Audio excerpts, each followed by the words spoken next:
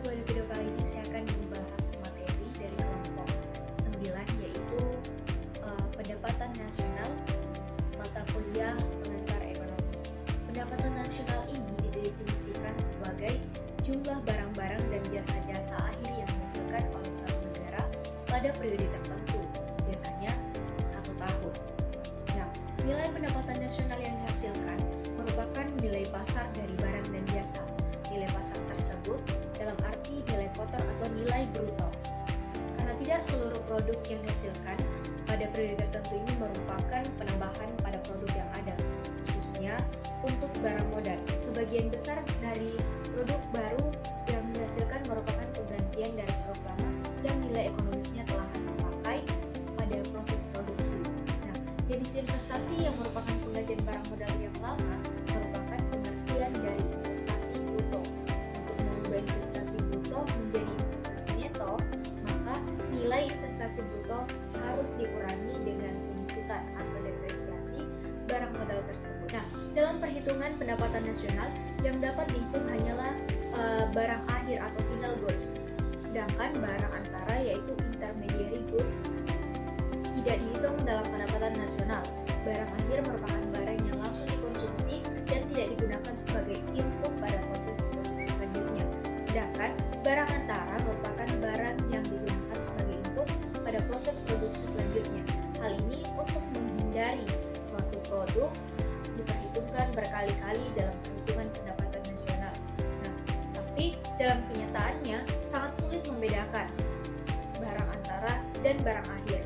Roti tawar misalnya, bagi rumah tangga, roti tawar merupakan barang akhir yang akan langsung dikonsumsi dan roti tawar tidak dipergunakan lagi sebagai input untuk membuat produk lain. Sebaliknya, roti tawar bagi pedagang, roti bakar merupakan barang antara karena roti tawar digunakan sebagai salah satu input dalam membuat roti bakar. Adapun beberapa manfaat yang dapat diperoleh dari data pendapatan nasional, yang pertama yaitu PDB harga berlaku nominal menunjukkan kemampuan sumber daya ekonomi yang dihasilkan oleh suatu negara. Nilai PDB yang besar menunjukkan sumber daya ekonomi yang besar, begitupun sebaliknya. Kemudian PNB harga berlaku menunjukkan pendapatan yang memungkinkan untuk dinikmati oleh penduduk suatu negara. PDB harga konstan atau real dapat digunakan untuk menunjukkan laju pertumbuhan ekonomi secara keseluruhan atau setiap sektor dari tahun ke tahun. Yang keempat, distribusi PDB harga berlaku menurut sektor menunjukkan struktur perekonomian atau peranan setiap sektor ekonomi dalam suatu negara. Yang kelima, PDB harga berlaku menurut penggunaan menunjukkan produk barang dan jasa digunakan untuk tujuan konsumsi, investasi, dan perdagangan dengan pihak luar negeri. Yang keenam, distribusi PDB menurut penggunaan menunjukkan peranan kelembagaan dalam menggunakan barang dan jasa yang dihasilkan oleh sektor ekonomi. Kemudian yang ketujuh, PDB penggunaan atas dasar harga konstan bermanfaat untuk mengukur laju pertumbuhan konsumsi, investasi, dan perdagangan luar negeri. Yang kedelapan, PDB dan PNB per kapita atas dasar harga berlaku menunjukkan nilai PDB dan PNB per kepala atau per satu orang penduduk. Nah, yang terakhir yaitu PDB dan PNB per kapita. Dasar harga konstan berguna untuk mengetahui pertumbuhan nyata ekonomi per kapita penduduk suatu negara. Adapun beberapa faktor-faktor yang mempengaruhi pendapatan nasional yaitu yang pertama, permintaan dan penawaran agregat.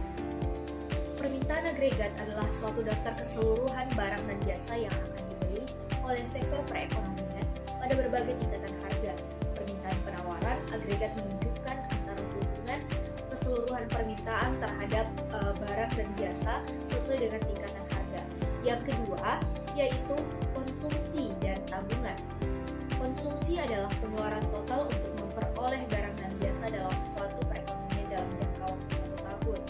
Sedangkan tabungan adalah bagian dari pendapatan yang tidak dikeluarkan untuk konsumsi. Yang ketiga, yaitu investasi. Investasi adalah semua pengeluaran yang digunakan untuk menciptakan modal baru. Tujuan dari investasi adalah untuk mengganti bagian modal yang sudah rusak dan menambah penyediaan modal yang ada. Nah, untuk menghitung pendapatan nasional ini, maka digunakan 3 pendekatan, yaitu yang pertama pendekatan produksi atau production approach, yang kedua pendekatan pendapatan income approach, dan yang ketiga pendekatan pengeluaran atau expenditure approach. Pendekatan yang pertama ini menunjukkan ada 17 sektor ekonomi yang dihitung di Indonesia. Selanjutnya, ke-17 sektor ekonomi itu digolongkan menjadi 3 kelompok berdasarkan aktivitasnya, yaitu sektor primer, sekunder, dan tersier. Kemudian, contoh perhitungan pendapatan nasional dengan pendekatan pendapatan dalam miliar atau rupiah. Yang ketiga, GDP Indonesia atas dasar harga konstan 2018 dengan pendekatan pengeluaran miliar rupiah. Kemudian juga ada beberapa konsep pendapatan nasional, diantaranya yaitu pendapatan nasional bruto, pendapatan nasional neto, pendapatan nasional, pendapatan perseorangan, dan pendapatan siap pakai. Masing-masing konsep tersebut dalam perhitungannya saling berkaitan. Konsep lain dalam pendapatan nasional: pendapatan per kapita, perbedaan antara GNP dan GDP, pertumbuhan pendapatan nasional.